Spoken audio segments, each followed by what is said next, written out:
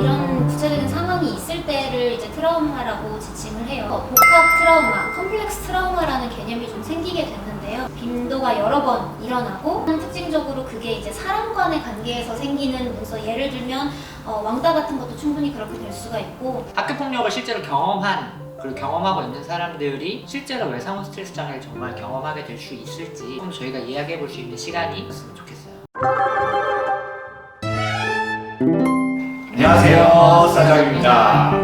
네, 저희가 이전 영상에서 학폭에 관련해서 좀 이야기를 나눴었는데, 학폭이 이제 그 PTSD라고 하죠. 외상후 스트레스 장애와 연관이 있을 수 있다. 그래서 학교 폭력 때문에 과각성, 재경험, 회피, 부정적 변화 이런 것들을 다 경험하고 있는데, 너 그거는 PTSD는 아니야, PTSD 해도 그 정도로 힘들진 않잖아 라고 이야기할 수 없다는 거죠. 애초에 PTSD에서 트라우마를 나눌 때도 타입 1 트라우마는 이제 교통사고라든지 아니면 뭐 강도, 이런 일회성 사건의 트라우마를 타입 1 트라우마라고 한다면, 작은 트라우마들이 작건 크던 계속해서 반복되고 유지되는 트라우마를 타입 2 트라우마라고 하는데, 학교폭력은 원치 않은데도 계속해서 얼굴을 봐야 되고 함께 지내야 되고 하루 중에 대부분의 시간을 보내야 한다는 점에서 타입 2 트라우마에 해당하는 컴플렉스 PTSD라고 이야기를 할 수 있을 것 같아요. 다만 컴플렉스 PTSD는 저희가 공식적으로 쓰는 DSM에 아직 들어가 있는 진단명은 아니기 때문에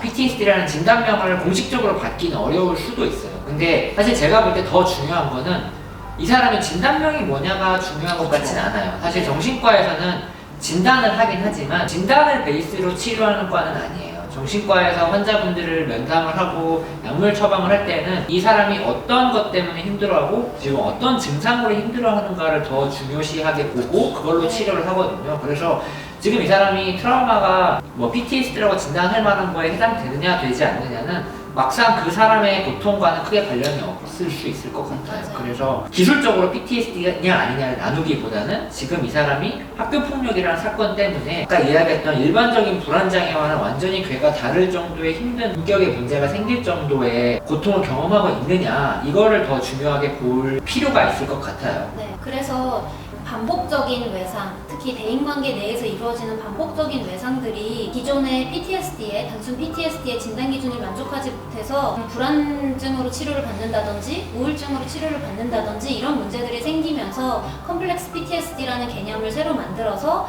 그 사각지대에 있는 힘든 사람들을 커버하자라는 개념으로 점점 정신의학에서도 컴플렉스 PTSD라는 개념을 점점 더 중요하게 생각을 하고 있고요. 그런데 이 컴플렉스 PTSD, 그러니까 복합 외상후 스트레스 장애라는 진단명이 일반적인 PTSD랑 똑같냐, 완전히 다르냐라고 이야기를 하면은 보통은 컴플렉스 PTSD가 일반적인 PTSD보다 인격 전반의 왜곡이나 황폐화를 일으키는 경우가 더 많다고 이야기를 해요. 어린 시절부터 반복적으로 아동학대를 받거나 학교에서 오랜 시간 동안 매일매일 학교폭력이나 스트레스를 받다 보면은 단순히 괴롭힘을 받는 것 때문에 힘든 게 아니라 그게 내 근본적인 자존감이나 내 인격이나 내 성격을 뒤틀어 놓을 수 있다는 거죠. 그게 가장 중요한 점인 것 같아요. 맞아요. 그래서 어떻게 보면 단일 사건에 의한 외상후 스트레스 장애보다 더 장기적이고 심각한 후유증을 남기는 것 같아요. 더 완성화되고 그러다 보니까 성인이 되어서까지도 훨씬 더 큰 영향을 미치게 될 수밖에 없을 것 같아요. 네.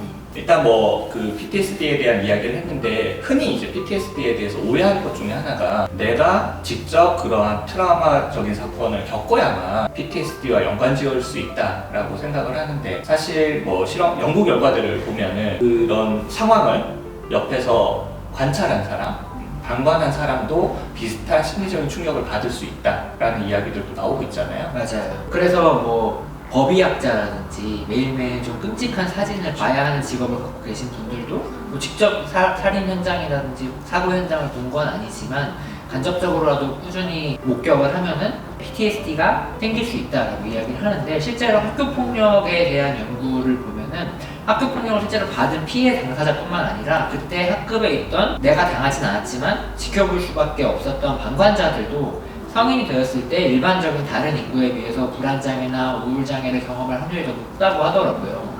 그게 괴롭힘 당하는 친구를 보면서 그때 당시로서는 어쩔 수 없었겠지만 나중에 돌이켜 보았을 때 내가 도와주지 못했다는 거, 내가 아무것도 할 수 없었다는 것에 대한 죄책감이나 무력감 이런 것들이 또 마찬가지로 방관자에게도 자존감의 저하라든지 자기 비난 같은 것들이 이어질 수 있기 때문에 그런 부분에 대한 접근도 충분히 필요하지 않을까 싶어요. 실제로 요즘에 학교폭력 관련한 연예인들이나 스포츠 기사들 뉴스를 보면은 댓글들에 다 피해자분들만 댓글을 다는 게 아니에요. 내가 어릴 때 뭐 제가 내 친구를 그렇게 괴롭혔었다라고 하면서 피해자 못지않은 분노를 막 좀 표현하시는 분들이 많이 있거든요. 사실 그런 분들의 심리에도 이런 괴로움과 아픔이 있을 수 있다는 거를 사실 방관자를 너는 방관만 했어라고 비난하기보다는 그런 괴로움이 있다는 것도 이해해주고 좀 공감해줄 필요가 있지 않을까 싶어요. 그래서 PTSD, 컴플렉스 PTSD 어떻게 해야 되죠? 사실 PTSD나 컴플렉스 PTSD는 다른 신경성 질환들에 비해서 치료가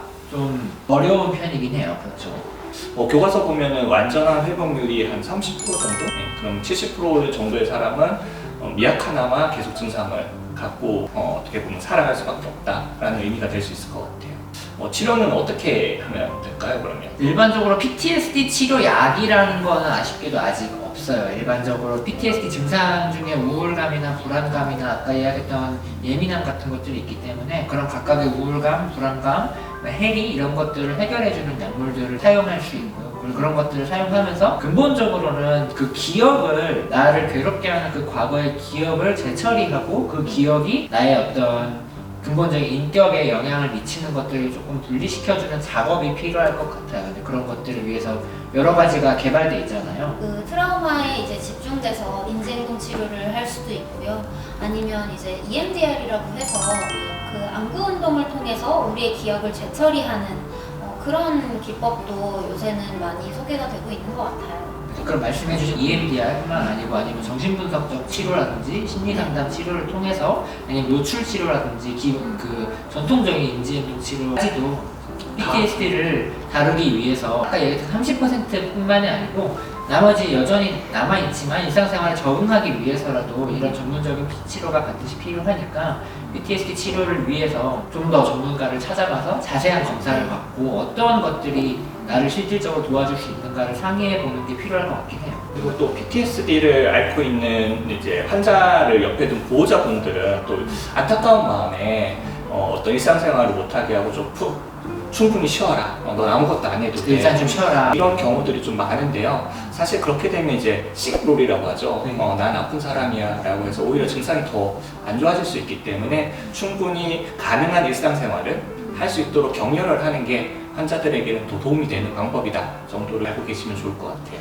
혹시라도 지금도 과거의 그런 어려운 일들, 과거에 있었던 학교폭력의 문제 때문에 지금까지 마음고생을 하고 계시는 분들이 계시다면 혹시 내가 이게 옛날 일을 아직도 잊지 못해서 그런 내가 문제인가? 라고 생각하시지 마시고 그 과거의 일이라도 당연히 현재까지 영향을 미치는 게 아주 당연한 거니까요.